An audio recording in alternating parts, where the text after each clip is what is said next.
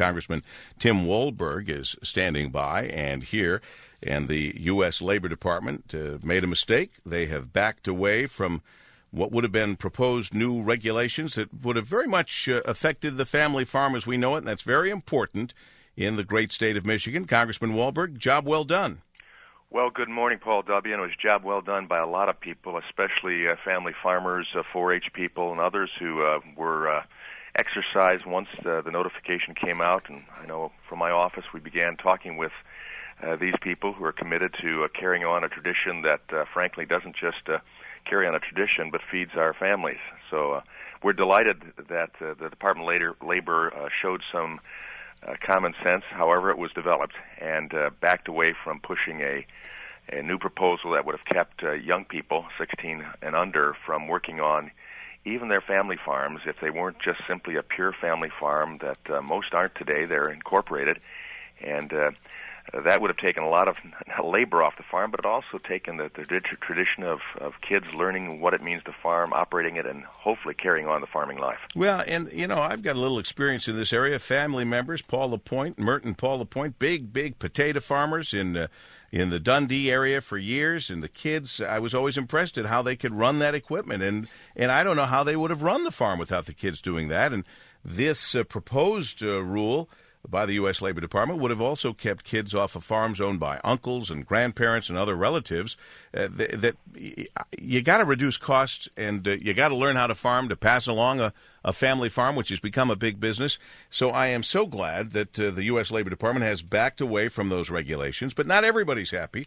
There are some child labor groups out there that say that this is still a problem and that they're upset. So I don't know if you've heard from them or not, but we've been hearing a little bit about it. Well, Paul W., will certainly hear from people like that, and I don't understand it. Frankly, young people need to learn to work. When Secretary Hilda Solis, under my questioning in committee, indicated, well, Congressman Walberg, we're concerned about the huge problem that we have with farm youth injuries, which is very much different than what we see in the general population of youth. And I said, no, let's stop right there. Most kids, because of labor laws that we have across the United States, can't work in factories and even in some retail situations before they're 15 years or 16 years of age. So the majority of kids that you're talking about aren't working.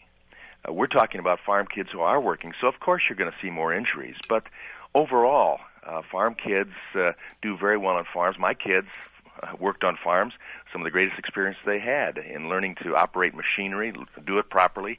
All of them have survived. All of them are grown adults now, and hopefully teaching their kids some of the same things they learned. But frankly, Paul, we're looking at a tradition, a history in the United States, and especially as I think of my own 7th district, the largest ag district in the state of Michigan. This is something that is important to our economy. It's important to the needs that our farmers have, and it carries on processes that couldn't be done as efficiently and as well without the use of family in the farming operation. Well, I say again, Congressman Tim Walberg, job well done to you and all you represent, including all of those farm families that didn't sit back and be the silent majority. They spoke up, and they got a change where a change was needed with the U.S. Labor Department. So good job. Well, we'll keep at it, Paul. And, as Will Rogers said, I don't make jokes. I just watched the government report the facts. And in this case, it was no joking matter. But reality won out ultimately as a result of people like your listeners speaking up when they heard the information and talking sense to power. And I'm delighted that this all changed. Thanks, Congressman Tim Walberg, as we continue on the Paul W. Smith Show.